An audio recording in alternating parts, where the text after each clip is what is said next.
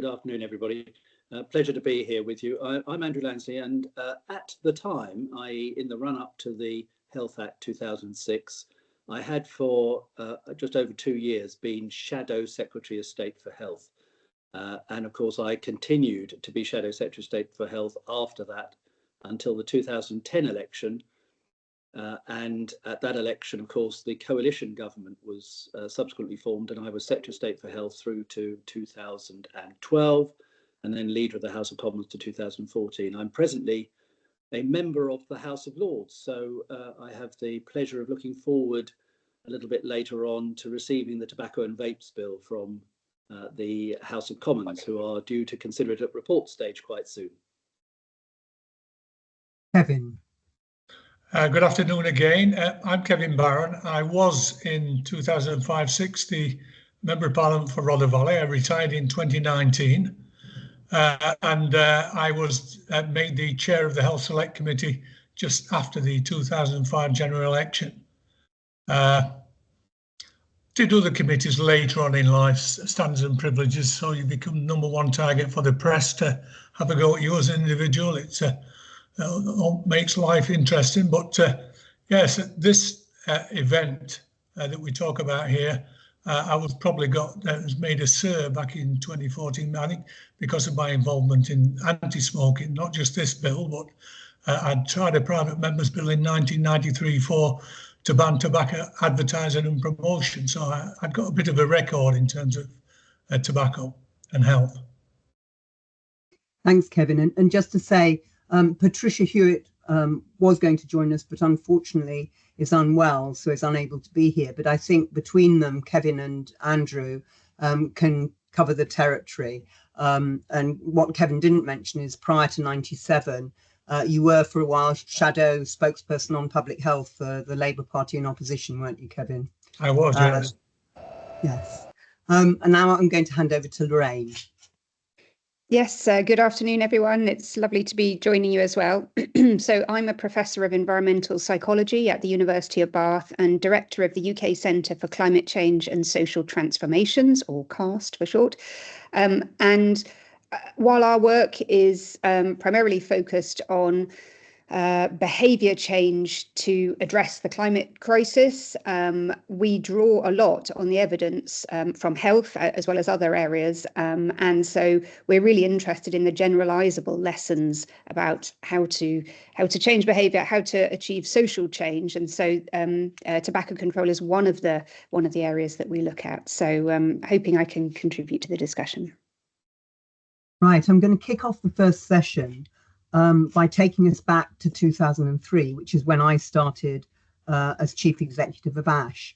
And I was charged by the board of ASH with securing legislation to ban smoking in public places. In retrospect, that sounds simple, but at the time, although the evidence that secondhand smoke was a killer had been known for decades, both the government and the official opposition viewed legislation as unacceptable nanny statism. Yet within 3 years, with cross-party support, a comprehensive ban on smoking in public places became law. So I want to ask, first of all, I'll start with you, Kevin, because Labour were in power. But Andrew, I'm really interested in your thoughts on this too. Who were the key players in securing this radical paradigm shift, and why did it succeed, do you think?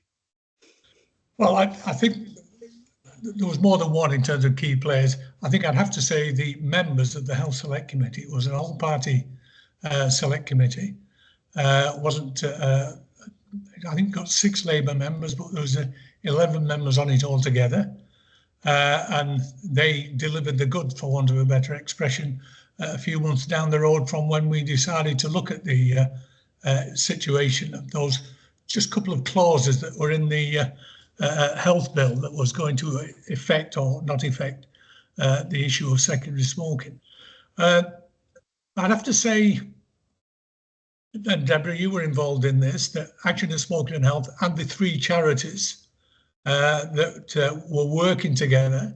I don't think this was known at the time, but we did have we used to have meetings on a Monday afternoon. The only MPs in it was myself and a Member of Parliament called John Grogan, who was the chair of the all-party beer group. and the leisure industry was represented in them, and what the charities could do, and Deborah will know the names of them. I've got some jotted here. I'm not sure whether they are. They could obviously send their members to MPs' constituency offices to go and lobby members of Parliament to vote for a comprehensive ban on smoking in public places. And so that was, I think, a real key issue in many of this. We'll never know how many, but John Grogan knew how many people were prepared to vote for a comprehensive ban weeks before it happened. We didn't have to get the figures. The figures were far lower than what happened on the night. And the other key player, and I have to say this with a bit of irony, was John Reid, the ex-Secretary of State for Health, who'd moved from health after the 2005 general election, and he'd moved to defence, but he wanted to take with him what was in the 2005 Labour Party manifesto, which he'd been a party to get in agreement to put it in the manifesto. John Reid played an incredible role in terms of being able, he was reactive, and it was quite clear from messages I were getting back that John was still active in this area in the then cabinet, although he was at the Secretary, he was a Minister of Defence, and it was a gift, quite frankly. I did a interview for World at One. I put it on tape in October 2005. I put it on tape, and I was walking up. I was going out for lunch. It was my birthday, actually. I was walking up past the Minister of Defence, and I got a phone call from John Reid saying, "Oh, Kevin, you shouldn't have done that." He knew. Somebody had phoned him straight away from the BBC and told him what I'd said about the situation with the cabinet and a comprehensive ban. And obviously, I had used the word. This really was about public health, not about egos of politicians. And I think John took that a bit personal, but it was about ego of politicians. I was getting feedback, not from any one individual, but it was quite clear what was happening inside the cabinet. And John had put this, been a party to putting our manifesto together with something that was largely incoherent as far as public health was concerned. I did a few more medias then, not many, because I was riding two horses in a sense. I was chairing the health committee, which hadn't come to a decision by then. So I had to be very careful that I wasn't going into television studios or radio studios and saying I speak as the chairman of the Health Select Committee. And I had to make that clear on numerous occasions, which I duly did. But I think the one that got me, that was really one of the key issues, was the Observer had asked me in December if I would do a 1,000-word article for the Observer on Sunday. And I got to know, I think it was on the Saturday evening, that the article had been pulled. For all intents and purposes, I thought it would be in. The article was pulled at a very late stage, as I remember. But what was fascinating, on the front of the Observer, there was an article on there about the potential smoking ban and what was going to happen, and it mentioned reading Kevin Barron's column piece today in the Observer. Well, it wasn't in the Observer, and that gave me a wonderful opportunity to send it to Labour members of Parliament, because it was about how the manifesto was put together for the 2005 general election. So it wasn't about everybody in Parliament. And I duly sent that out to all Labour members of Parliament. And I can remember going down from my office down to the tea room one day, and I walked through the door and John Reid was talking to a Labour colleague of mine, talking about Kevin this and Kevin that. And I walked by and said, "Hello, John," and I went into the tea room. And this member came in after and he says, "I think you speak us too much." It was quite clear that John was doing the business for us if we wanted a comprehensive ban in every opportunity he got to talk to Labour MPs. Thanks for that, Kevin. Andrew, I mean, Kevin zeroed in on what became the point of contention, and I think we can go further on that when we talk a bit more further down the line. But do you remember first the CMO's report in 2003? Because that's really what first put it on the agenda. And what was your initial response to that, and how influential do you think that was? Well, there's two parts to this. I think one is the build up of evidence was quite important, and I think it'd be interested in Kevin's view, because of course he and his select committee produced a report, December 2005, and the run up to that report was gathering and assessing evidence. There's quite a lot of evidence that wasn't just what people already knew, because in a sense, if you said to people, well, smoking kills people and smoking causes lung cancer, people said, well, we know that, and they've known it, we've been told that for a long time. But as what really I thought began really to shift people's ideas was the increasing evidence about secondhand smoke and about the ways in which secondhand smoke in the environment impacted adversely on children's health. And the other one I remember is, in particular, from my point of view, and I thought, and I deployed it quite a lot with other members of Parliament, was that there was a certain amount of evidence coming through that suggested that exposure to secondhand smoke, and not just long-term exposure to secondhand smoke, but even quite short-term exposure to secondhand smoke, was triggering heart attacks, and that there was a significant relationship between secondhand smoke and myocardial infarction amongst men, well, men and women, but I think the research was in men in America. And you begin to kind of look at this and say, well, we've got things that we can say to people that come to them as an unwelcome surprise. And of course, that enables you to start to move people along. Now, I'm quite interested in what Kevin had to say, because actually, I don't recall particularly that the question of a ban on smoking in public places was much of an issue at the 2005 election. I was the Conservative Party health spokesman for that election, and we were constantly going on about Clostridium difficile and MRSA and all that sort of stuff. We weren't talking about smoking in public places. So remember, and I think from the point of view of the policy profession, it never hurts to be aware of when policy proposals are coming through. And this was one coming through after an election and quite early in the subsequent parliament. So the focus wasn't necessarily on how people were going to be voting in the months ahead. So I think, in a way, it gave Kevin and his colleagues the opportunity to say, well, vote the way you think it's right, because by the time of the next election, it'll all have happened and it won't be an issue. And insofar as Kevin and his colleagues said that to quite a lot of people, they were right. It did happen, and it wasn't an issue at the subsequent general election. So that's really quite interesting. Now, I should say, from my point of view, I do think the select committee was pretty useful, and I had my own people on Kevin's select committee. If you remember, Anne Milton will have been very helpful to Kevin, if you remember. And David Amis will have been of a fond memory, and so they will have been pretty helpful to you.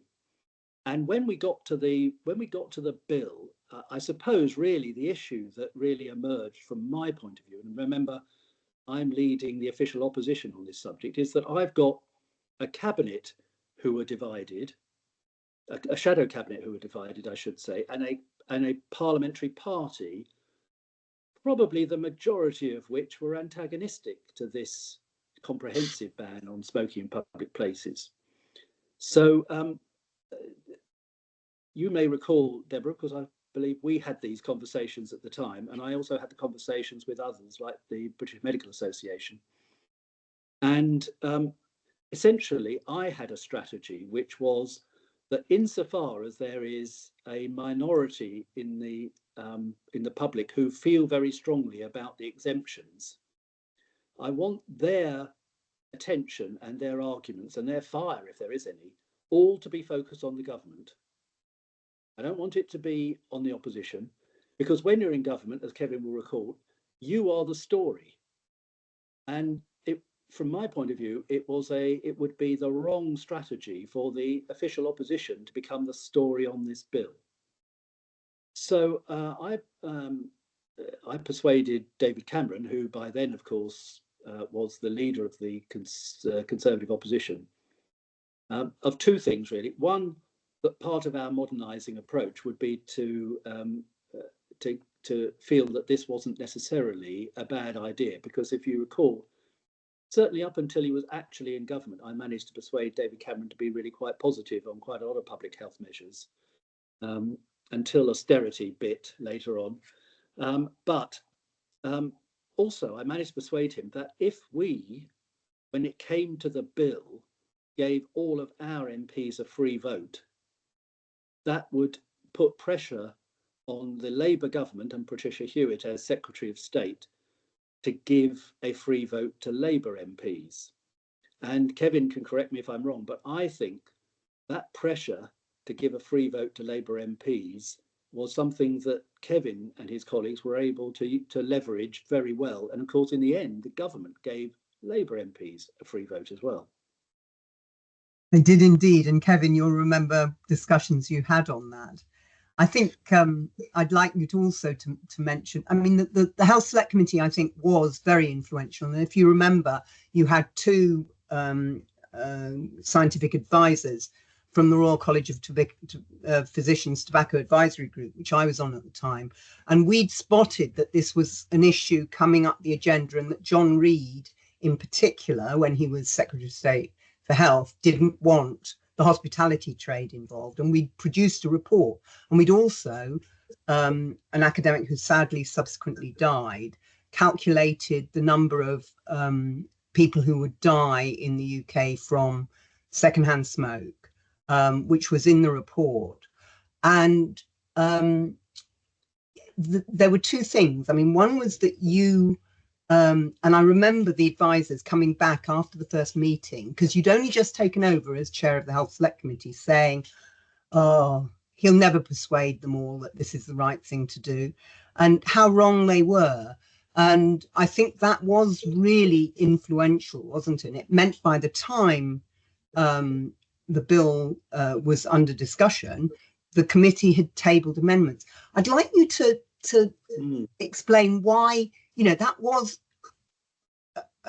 I don't think it had ever been done before, and I've not seen it done again. Why do you think that has not been done subsequently? Because it was a very effective strategy. Well, first of all, I'll let you into a secret, but when Labour first took over in 1997, they came along looking at having some legislation to have it pre-legislative scrutiny by handing a proposed bill to a select committee, if it was the issue. And I was approached in 1999 by Anne Taylor, who was the government chief whip at the time. And she said, will you chair an ad hoc select committee to look at the proposed bill on the Food Standards Agency? And I said, yes, I would do that. You know, I was just on committees. I wasn't doing anything else. And I went on to that. And I won't bore you to death with it all, but what we did make strong recommendations in that is that the proposal was that sandwich shops, shops that sold sandwiches, would pay a levy that would go into the Treasury. And your local sandwich shop would pay a levy. And it was completely and utterly wrong in our view. I got members onto that committee. I say I wasn't on one, but it covered agriculture and it covered health, and therefore I got members from those select committees onto it as well. And I think we did a good job. I saw the potential of pre-legislative scrutiny at that time. Sadly, it didn't carry on. I think there's about 4 or 6 bills went through this process, and then it stopped altogether, and it was a great shame. So when I got into a position of chairing the Health Select Committee, quite clearly, I'd known about the manifesto. I'd known where it had come from.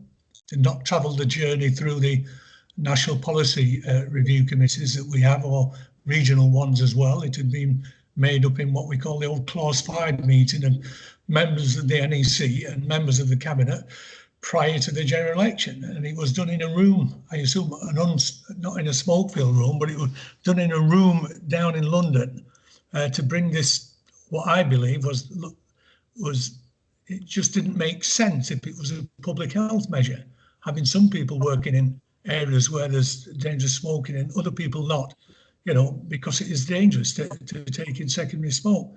So I had that dilemma. The greater problem was, first of all, because of the way it happens like this, we had a very short period of time to agree the terms of reference for the select committee to look at the aspects of this smoking ban as opposed to the whole issue of the health bill. I mean, if that had been the case, it would have been completely lost. And I think it's fair to say that we put together very quickly the people who would advisors, would come on and advisors. I spoke to the committee at our first meeting. We'd had it all done, and it was quite clear that there was no any consensus on the committee about what should happen with the smoking issues in the public health, in the health bill. There was none whatsoever. So we did start off, to be fair to them, coming to some agreement that we would look at it. But people were, quite adamant that they didn't agree with it. It was nanny state or whatever you want to say. And so we then decided how we would take evidence, what evidence we'd take, had to agree in terms of reference very quickly. But Martin Jarvis and John Britton, who are our advisors, were very good in terms of getting the terms of reference. So we agreed it all at one meeting. And I think the first thing that we did after we came back from the summer recess was to agree to go to Ireland. And Ireland, you'll remember, had a comprehensive smoking ban in public places since 2004. And we went off to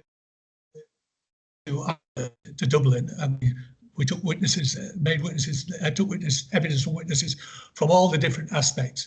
But one of the things we did at night was to go out for a drink, which I do now and again. And we were sat in this pub, and there was some folk music on, which was great. And we were having a drink, and I just said, why don't two of you go out and have a chat to those people outside who are smoking? I didn't go out to start with. I just let them go, and I said, go and ask some questions. If you feel like it, if you want to, go and ask some questions about what they think, because this has been in, for a while now, and these are the people having direct effect. And of course, they would come back and say, no, they seem to think it's all right. They don't have a problem. They're out there with other people who smoke, and well, nowadays it will be vaping as well, of course. And it was quite clear that, the committee were getting it effectively from the horse's mouth. It wasn't coming through the Department of Health or from another politician or a political party. They were picking up exactly what people thought about the ban in Ireland. And I think that was probably, I think we had 2 days there. That set the pattern, I think, for what was likely to happen in the UK, particularly when we got into a situation of having to start interviewing people. And halfway through the inquiry, the Department for Northern Ireland said that they're going to bring in a comprehensive ban on smoking in public places in Northern Ireland on the basis that it will be consistent with the rest of Ireland. And that's a sensible thing to do. So that was an area covered by the UK Parliament that weren't going to have this, what was being offered.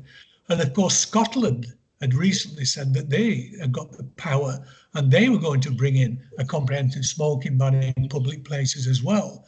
So it was quite clear, although we didn't bring anybody in from Scotland, we had the Northern Ireland minister in.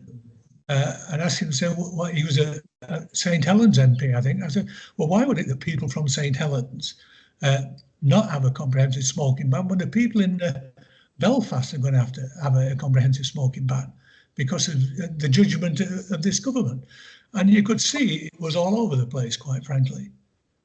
I think that's a really important point about the devolved administrations. Yes. And at that time, they were helping sort of put pressure. I remember there was a famous sort of reporting of Labour Party conference where Jack McConnell, who was the Labour First Minister in Scotland, John Reid had him up against the wall saying, basically telling him to back off, and he didn't. And it did put enormous pressure on the government, I think. And interestingly, the other way round now with the Tobacco and Vapes Bill, what the government and the civil servants did a great job negotiating with their counterparts in the devolved administrations have agreed to do, is to go jointly, even though it's a public health measure and therefore potentially devolved, apart from certain bits of it, they're going together as one to bring the bill forward, which I think is a really interesting evolution. And of course, the free vote, which, as you both said, was important, has been the standard for subsequent legislation on smoking, whether it's standard packs, which Andrew helped introduce, or a ban on smoking in cars carrying children. And then when Rishi Sunak announced the smoking ban and the Tobacco and Vapes Bill, he also announced that would be on a free vote. How important do you think free votes are, Andrew and Kevin, in terms of getting public health legislation forward? Because you've mentioned that a bit, Andrew. Well, I did mention it, and I'd be interested whether Kevin thinks it really made a big difference in terms of pressure on Patricia Hewitt as Secretary of State, because of course she was trying to wrestle with all the arguments that were coming up from some groups inside the Labour Party and some things like working men's clubs and part of the hospitality industry looking for smoking rooms or exemptions for clubs and so on. And of course, I think, as Kevin said, there would have been down that route a great deal of confusion and difficulty in trying to manage how the change would have taken place. So there is considerable merit in simplicity. And as it happened, of course, once you opened the door to a free vote, particularly amongst government side backbenchers, they began to think, well, let's just cut through all of this nonsense. Once we've done it, it'll be very straightforward. And they more or less applied a simple rule. Is this something that I would be happy to see happen for myself and for my family?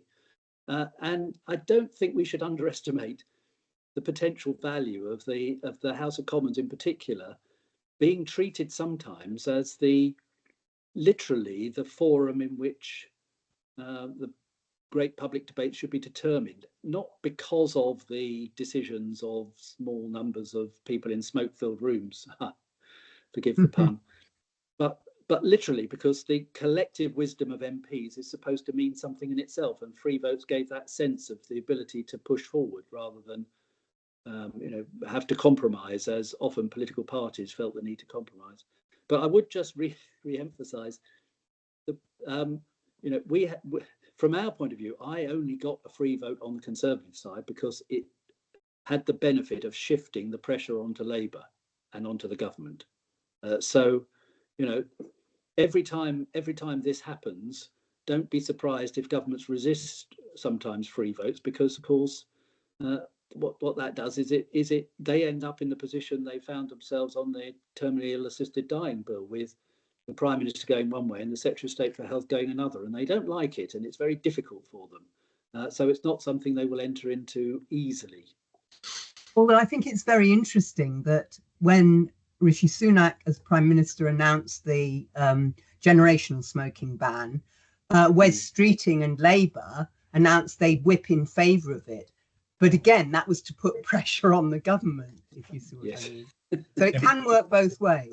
Well, that's because they thought that Rishi had a substantial opposition in his own ranks. So you can't, I believe in the merits of evidence and policy, but actually you must never forget that all of this has to be intermediated through a political process that is often somewhat unrelated to the evidence itself. I'd like to move on to the success of the ban, because I remember the 1 year on evaluation that was done, and from the outset compliance was 98%, including in hospitality venues, which is where the real concern was. And I think my view is, but I'd be interested in what you think, that massive public debate, which, to be fair, I think the CMO's report in 2003 kicked off on just the general idea of legislation to ban smoking in the workplace, but then the point of contention became the hospitality trade. But it did mean, I mean, we had enormous difficulty, Ash and Cancer Research and BMA and RCP, in getting journalists interested in covering the issue. The CMO's report sort of kicked that off, and then they suddenly found that people were interested in it. You know, it was on phone-ins, and they got massive responses. And from having to ring journalists up and try and bully them into covering things, I was getting, you know, sometimes 2-3 calls a day saying, is there a new angle you can give us? Because they knew the public were interested. How important do you think that was in ensuring compliance? Because there wasn't a heavy-handed enforcement operation around the ban. Well, I mean, I suppose Lorraine may well have a view about how these things work, but actually I think once the legislation was in place, and of course, even in the kind of hard drinking, hard smoking pubs, there was always a sense that there were people coming in, and they were coming in with children from time to time and so on. And there were people who were non-smokers. And let's remember that really in the 3 months after the ban came in, there were a lot of people who tried to quit smoking. So quite soon you've got these strands of people for whom the idea that other people are going to smoke around them becomes increasingly unacceptable. And of course, they've got law on their side. And sometimes, you see, the law, people don't do it because it's the law, but they use the fact that it's the law to give people a strong sense that it's the right thing to do. But you know, we did have, I mean, in the run up to the bill, you know, it was very clear that a lot of MPs were saying, well, I would prefer to give people the choice, but there is a separate principle in operation here, which is about not imposing your smoke on other people, and especially not imposing your smoke on children. So I think pretty rapidly people did their own, and you know, sometimes we think these things are the product, as I say, of, you know, the elaborate examination of evidence. But in truth, most people went through quite a straightforward decision for themselves. Do I think that it is reasonable for me to smoke in circumstances where there are children about or other people who aren't smokers? Or should I feel that it's only reasonable if I were to smoke, which I haven't, but if I were to, in places where other people are smokers as well, rather than imposing it on other people? And they pretty much, the majority arrived at that position. Could I just say, sorry, go ahead, Kevin. I was just going to say on compliance, when we were over in Ireland, we were told when we were taking evidence in there about this pub where they used to carry on smoking, although they shouldn't have done because it was banned. And they used to phone the authorities up all the time, wanting them to go over and arrest them so that they could make an issue of it in the media. And of course, the authorities weren't silly enough to do that. And what happened was it was pretty clear when we got back from Ireland that if this was to go ahead, and it was months ahead when the decision was going to be taken, compliance wouldn't be an issue. That's what my instinct came back from having those conversations when we were in Ireland. And as compliance goes, I think it's been brilliant. The one thing about compliance that probably you won't know is that the actual legislation itself was very specific in terms of what type of building you could smoke in, or you shouldn't have more than 2 sides and things like this if you go outside. Of course, there was smoking in sports stadiums in the UK at the time, not in football, but in some sports stadiums, people were sat there smoking.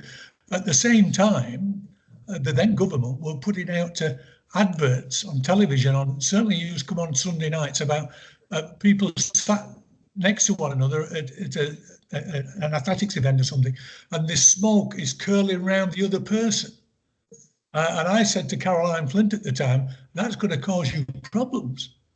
I said, because that's going to end up with public order issues if you don't watch that.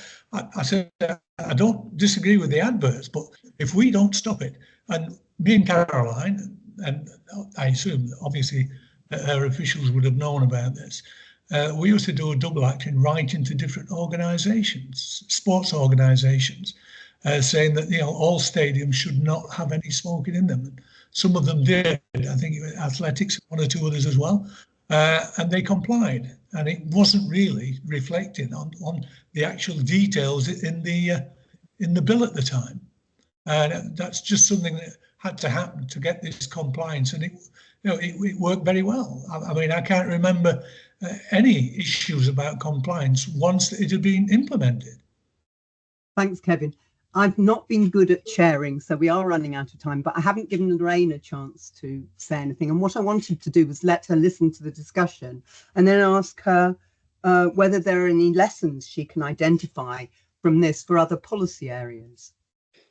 Yes, thank you. Yes, I think so. I mean, we in our centre, but there have been other pieces of research that have looked at the smoking ban and wider tobacco control policy and how it was implemented and compliance rates. And it's important, I think. We look at it because we're interested in changing low carbon behaviours, for example, and the parallels are there because in the 50s, 60% of people were smoking, and we're now down to about 10% or so. We need to do something similar with regards to consumption, energy consumption, travel, and so on, so that instead of high carbon behaviours being the norm and aspirational, we need to flip that so that we're actually so that low carbon behaviours become the norm. So we need to do something similar to what has happened with smoking. And as part of the House of Lords inquiry on behaviour change for environmental goals, I was the special advisor to that, that published their report a couple of years ago. It held up smoking as a good example and incidentally said obesity was where we haven't done very well. And I know there's the question about food policy in the chat. So yeah, a few specific thoughts about why smoking is a helpful example for somewhere like climate change. First of all, it shows that there are multiple drivers of change. We've talked about evidence, for example, the critical pieces of evidence, like number of people dying of passive smoke, the economics of treatment and so on will have been important too. And we do have some of that, a lot of that for climate change. But another thing that happened with smoking that we've been discussing is around this sort of galvanizing issue. In effect, it was almost a reframing away from individuals choosing to smoke and being affected to the idea of secondhand smoke and passive smoking, and particularly young people and children being affected.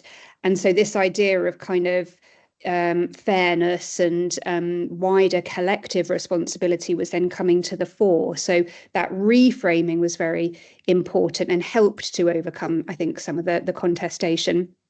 And in the same way, I think we're thinking about what can we do in regards to climate change, which has become quite polarized. And there are sort of discussions about individual rights versus how far the state can protect or should protect people and young people in particular. So incidentally, we see that school streets are actually a very popular policy to protect young people from accidents and air pollution in the local environment, but low traffic neighbourhoods, much less so. So when we talk about kind of particular victim groups and for example, children, we do see some differences. And I think a final thing is around, I think, the multiple drivers of change. So it's clear that the ban followed a sequence of other measures, so support services and fiscal taxes and so on, disclosures on packages, information campaigns, a whole raft of measures, so that then the sort of the Overton window had shifted and it became feasible to talk about a ban. But information provision by itself would not have been effective if they just put out a campaign to encourage people to reduce smoking. We know that wouldn't be effective. On average, information by itself is only about 2 to 3% effective in changing behaviour. You need those more upstream measures. You need the regulations. They're far more effective. And that's really where we are with climate change. There's a reliance on those more informational approaches. There aren't the sticks yet being put in place to really shift behaviour. So yeah, a few thoughts there. Thanks, Lorraine. I'm going to hand over to the producer to feed me questions now, because I recognise we're running a bit late. So what's the Deborah, yeah?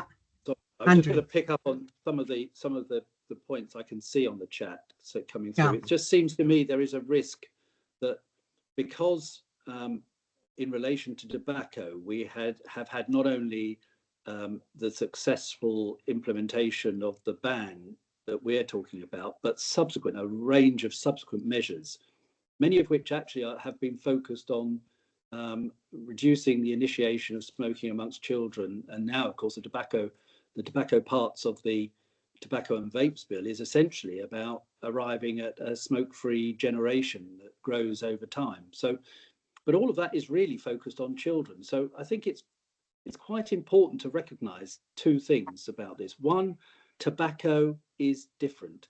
Trying to take the same approach in relation, for example, to alcohol as you do in relation to tobacco gets a lot of pushback, and because people have understood for a very long time that even smokers, if you smoke even a little, you are potentially doing harm to yourself and to others. Whereas with alcohol, they don't accept that at modest levels. And the second is reducing the initiation of smoking amongst children, and the protection of children is a very straightforward priority, and people are willing to weigh that. So when we talk about nanny state, I mean, literally, people are prepared to accept nannying in relation to children. They're not prepared to accept nannying in relation to adults making choices. So there is a danger if you say, well, of course, if we introduced a ban, so let's go and ban other things, and the compliance will be 98% and it'll all be fine. But that's not how politics works, and it's not probably how behaviour works either. Thanks, Andrew. I think that's an important point, but as Lorraine pointed out, framing is really important. And in fact, standardised packaging probably has greatest impact on encouraging smokers to quit, but it was framed partly because it had to be an amendment to the Children and Families Bill, because there was no health bill that year it could be attached to. But also that framing is really important. And, you know, school streets are low traffic neighbourhoods, but calling them school streets makes them much more acceptable. And I think that's an issue that politicians need to learn, but also civil servants, that how you frame the issue is really important. Anyway, I've jumped in, but any other questions you'd like us to pick up? Thank you for picking that up, Andrew. Lorraine. Oh, sorry. I was just going to say something about the question around experts, which has been upvoted a bit, around you've flagged the importance of scientific experts in the smoking issue, but we see sort of the rise of lack of trust in experts these days. And I think that's important to reflect on. I think it's we do still see that scientists are trusted by the majority of the public, but I was interested actually to hear what Kevin was saying about the trip to Ireland and the fact that gave committee members an opportunity to see firsthand the impact of the ban on smokers. And so we know actually that direct experience can be extremely persuasive to people. And so speaking to people that are directly affected by an issue can be often much more powerful than hearing from scientists. So in the case of climate change, for example, that might be about hearing from people that have been affected by flooding or heat waves or the impacts of climate change. So that direct testimony might be something that we can also bring in. It's the individual experience versus the population level evidence. But I would add that while evidence is necessary, it's not sufficient. I mean, John Reed's special advisor said to me when I met him to talk about the evidence, don't talk to me about the evidence. We know it's harmful, secondhand smoke. Show me the votes. And I do think that, you know, that can come down to framing, not framing inaccurately, but framing in a way that grabs the public and politicians' agenda. And politicians, like the public, are more influenced by individual experience than they are by scientific evidence. It always seems too general, I think, if it's scientific evidence. And there are real risks with that. I think, Deborah, John Reed's argument in the cabinet, also had moved on to defence, was that if you did this, in public houses and other places, smoking would increase in the home. And also, public opinion is against it. First of all, there was no evidence at all that smoking would increase in the home. And as in fact, public opinion, it practically endorsed it within days of it being implemented. So, everybody has their agenda. Yeah, but I think the point about public opinion as well, I mean, my assessment was that the hunting ban had a toxic effect on Labour cabinet members because they saw it as something that was simple and easy to introduce. Not many people would oppose. Well, not many people opposed it, but the ones who did opposed it very strongly. And they were concerned the same would be true about smokers, and it wasn't the case. And I think that was a useful lesson. But also that we have a lot of good evidence on smoking, and it is more problematic in other areas of public health. And for example, on the smoking in the home, the Health Survey for England did checks on people's cotinine levels, which is exposure to nicotine. And that showed that smoking in households where parents said they smoked, children were becoming less and less exposed to tobacco smoke because smoking in the home was already becoming less acceptable. And recently, I went to visit a friend on a local council estate, and outside almost every door walking out up to her front door, there were bowls, and there was even a Pepsi bottle full of cigarette butts. You know, this idea that people realizing that smoking is harmful to your workmates would go home and smoke in front of their children just was completely wrong, wasn't it? It was. Well, we had about 300,000 people setting out to try to quit smoking straight after the ban was introduced, didn't we? And the total consumption of cigarettes went down. But I think if Patricia were here, I think she'd say, look, one of the important things to bear in mind is that the ban itself gave a significant additional, a very strong impetus to tobacco control in the United Kingdom generally anyway. So she moved on. I think she legislated, Kevin, you'll recall, she and the Labour government legislated for the reduction for the increase in the age to buy cigarettes to 18. Yes. That was only a little afterwards. And I think tell you, Andrew, that was offered to me that they would do that if I didn't get the select committee to put an amendment down. And that was the part of negotiations. And I said, I'm all in favour of raising the age of buying tobacco, but I'm not going to change from where we're at now. And now, you know, the committee's in a good frame of mind. Well, and of course, I didn't follow Patricia, I followed Andy Burnham as Secretary of State, but by that stage, I had legislation I could bring into force after the 2010 election to ban sale of cigarettes through vending machines, which of course was particularly important for the reduction of initiation of smoking amongst children, and also of course the big shop display thing. And as you know, we initiated a consultation on standardised packaging.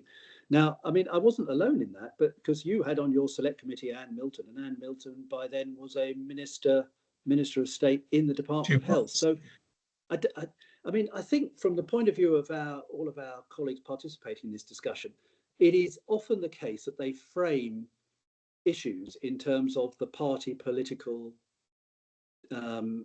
interactions, but actually most of this was never party political.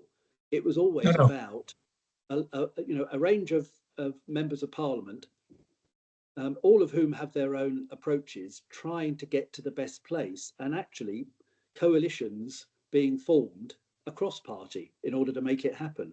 And of course, what the ban on smoking demonstrated forcibly was in this context, not necessarily in every other context, but in this context, if you take a lead and you do something decisive, not only does it work, not only is the compliance very high, but you unlock the potential to do more.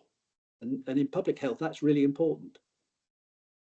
That's Absolutely. a really, really important point. And I think it's shown by the fact that when David Cameron rode back on standard packs and on the minimum unit price for alcohol in the run up to the 2015 election, we were able to get standard packs back, I think because of the smoking ban and the history behind that, and probably a lot better evidence, whereas on minimum unit pricing, they didn't succeed. Yeah.